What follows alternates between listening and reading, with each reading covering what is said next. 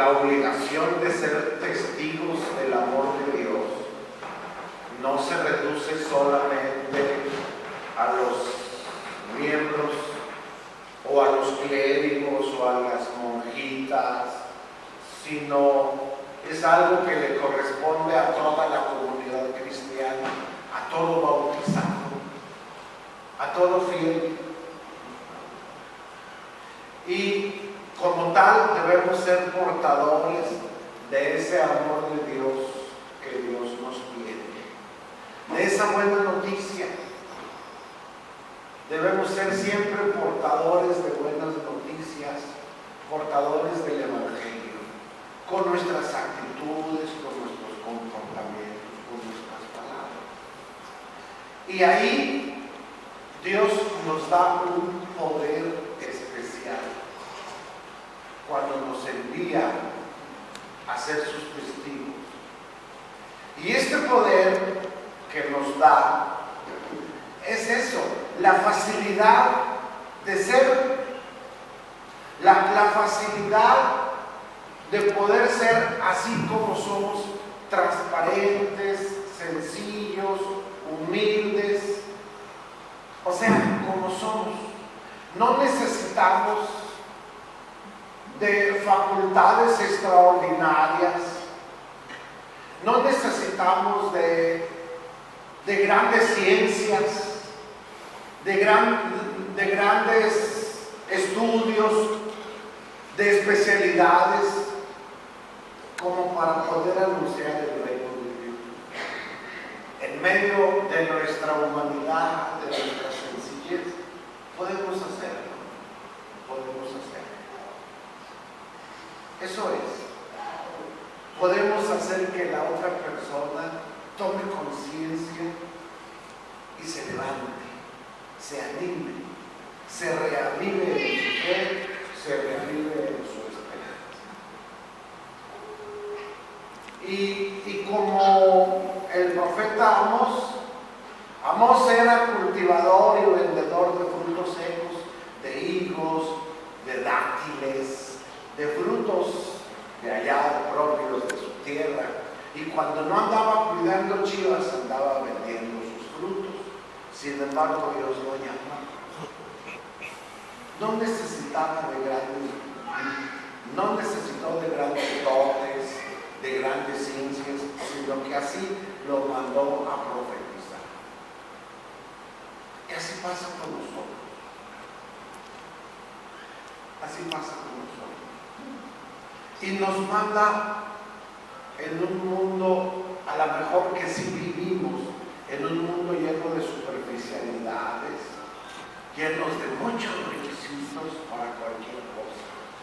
Sin embargo, en la sencillez, en la simplicidad de la vida, de nuestra forma de ser, así podemos ser portadores del Evangelio. Por ejemplo, pienso en lo que dice aquí. Dice, no lleven ni morral, ni dinero en el cinto, ni pan, etc. Yo no sé qué significa para ustedes la pobreza, pero para mí la pobreza significa renunciar, o la capacidad de renunciar a los excesos, a no acostumbrarme a las cosas superficiales, a tener y no tener, sino que con lo que Dios nos va dando. Hay personas que piensan que la felicidad, por ejemplo, está basada o se fundamenta en las superficialidades, en los excesos. Sin embargo, eso es contrario a la pobreza. La sencillez es la capacidad, la pobreza es la capacidad de saber desprenderse en su momento de lo que a lo mejor no necesito, de lo que a lo mejor no me hace falta. Ahorita lo tengo, mañana no lo tengo.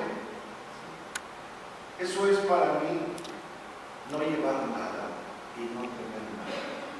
Como decía San Francisco, tengo poco, y lo poco que tengo, poco lo deseo. Eso es lo que hoy nos dice el Evangelio. personas sencillas, humildes, capaces de renunciar, capaces de vivir en la pobreza, capaces de ser sus anunciadores del Evangelio, así como somos. Y sobre todo en la familia. De tal manera que la obligación de anunciar el Evangelio no es exclusiva de los padrecitos, de las religiosas, de los diáconos, de los frailes, sino de toda persona creyente en Cristo. La pregunta es, yo como cristiano, como muy buen hijo de Dios, ¿cómo anuncio el Evangelio en los míos? ¿Soy portador de veras del Evangelio? ¿Soy portador de buenas noticias con mi comportamiento, con mis actitudes, en mi familia, en mi trabajo, en mi casa? Esa sería la reflexioncita que yo compartiría esta mañana con ustedes. Y les comparto un poquito de mi vida. Yo no sé por qué Diosito me llamó a ser padre. Me pongo a pensar y pensar y pensar y pensar. Y yo, ni de familia, o sea, hay padres que dicen, no, es que mi tía fue monjita. No, es que mi abuelo fue fraile. O no, es que tengo un familiar que fue religiosa o religioso. Yo no. Como vos. Yo andaba en un rancho por allá lejos. Y en mi vida he enfrentado la muerte en varias ocasiones. Y una de las cosas que me ponía a pensar, cuando estaba chiquito, nos coleábamos de los trenes y nos gustaba subirnos a los carros de los trenes, tanto de carga como de pasajeros. Y el tren número 1 que llegaba a la estación de Guadalupe a las 9 de la noche, que venía acá, terminaba en Laredo, luego Laredo, sobre el Constitucional, pero pasaba con él como a las 9 de la noche. Nos trepábamos. Y una de esas veces, yo y otros nos subimos a pasearnos. Y cuando empezaba a caminar el tren otra vez, pues nos bajábamos, nos coleábamos ahí de las puertas. Una vez ya no me pude bajar porque tenía yo presión. Y me daban ganas de aventarme, ¿verdad? Pero gracias a Dios no me aventé. Ya fue muy rápido. Seguido se movía la gente porque se luchaba entre las ruedas. Me tocó ver a gente descuartizada, que se bajaba. Yo me fui a la otra estación, a la estación que sigue, la estación de 14, y ahí me bajé. Y me vine de regreso caminando, yo solito, yo creo que tenía todavía no cumplían 14 años. Y yo me acuerdo que venía caminando en medio de la vía y veía a la luz de la luna nada más el brillo de los rieles. Yo venía caminando en medio de la vía y veía nada más el brillo de los dos rieles. Yo no sé cuánto tiempo caminé. Ya se veían las luces del pueblo, de mi pueblo donde vivíamos, y vi de pronto una camioneta, unas luces de un carro que venía, y era mi papá. Y ya le dije, Enrique se fue del 1. Me metió una santa regañada, pero regañada que todavía me acuerdo. Y digo, si me hubiera entrado, a lo mejor sí me hubiera muerto. Dios sabe lo que me conservó la vida. Así, de esas veces.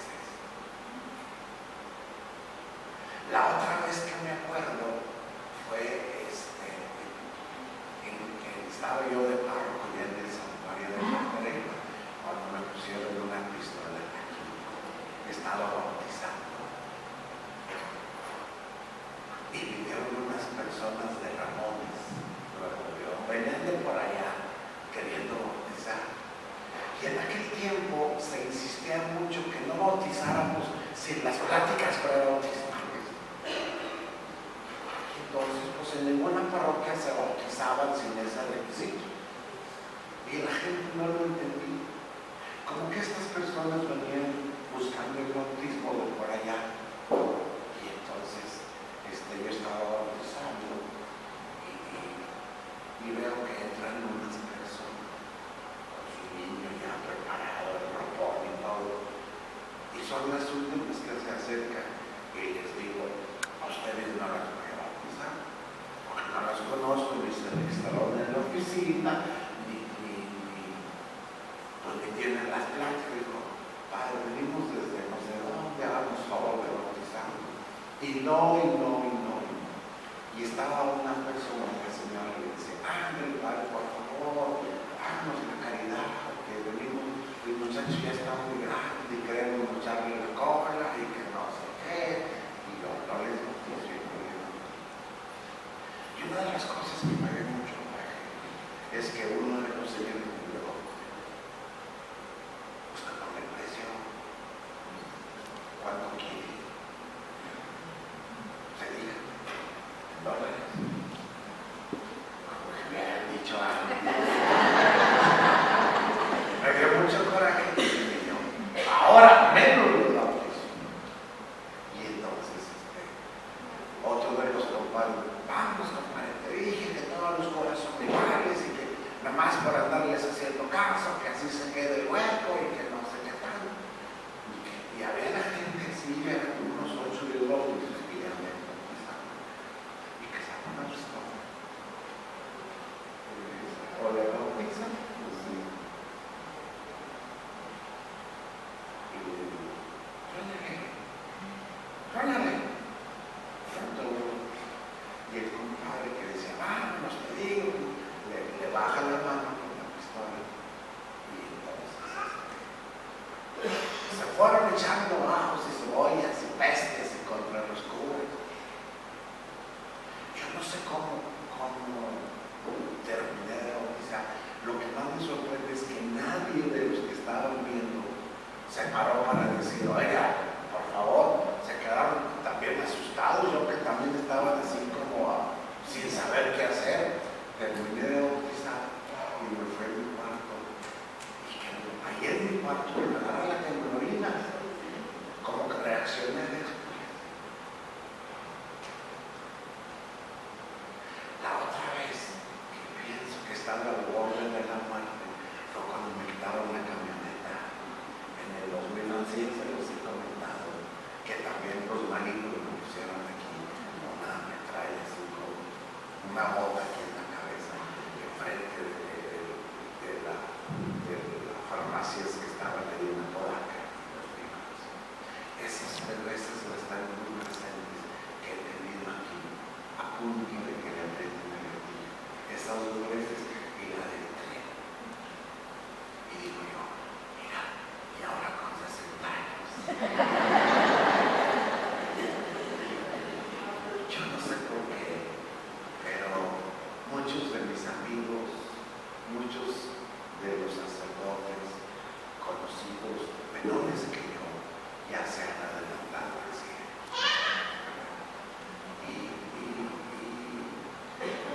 Y yo no me siento así como muchos otros sacerdotes que admiro, que son como, que tienen dotes extraordinarios, que son muy sabios, que son muy doctos en las ciencias, que tienen grandes virtudes. Yo al contrario, sigo desesperado, impaciente, un enojón, atrabancado, y como dice hoy la lectura, pues yo no era ni profeta, ni hijo de profeta, andaba en un rancho, y sin embargo yo no me explico por qué Dios Supremo a ser sacerdote. Luego a veces pienso que sería de mi vida si me hubiera casado. Yo no tuviera unos hijos preciosos, pero Dios me llamó a ser sacerdote. Y una de las cosas que me gusta mucho y que es lo mío, siento que es lo mío, es cuando estoy arrodillado allí delante de Jesús sacramentado. Los jueves estoy poniendo las manos sobre el valle, o cuando estoy absorbiendo, o cuando estoy ungiendo. Ayer más o menos me fui a la clínica a ver unos enfermos que tenían pendientes, y entonces digo yo, pues esto es mi vida, esto es mi vida. Y hoy la celebro con ustedes, pues haciendo lo que es mío, lo que me corresponde, lo que debo y lo que me encanta. Para eso vivo, para celebrar la misa, para ustedes y por ustedes, ¿verdad? Y entonces, yo como les decía al inicio, les agradezco todo su cariño, su aprecio, y le pido a Dios que me sienta bien, emocionalmente, físicamente, moralmente, y pues les decía, lo demás como yo, el ánimo, las fuerzas, y tanta gente que siento que me quiere.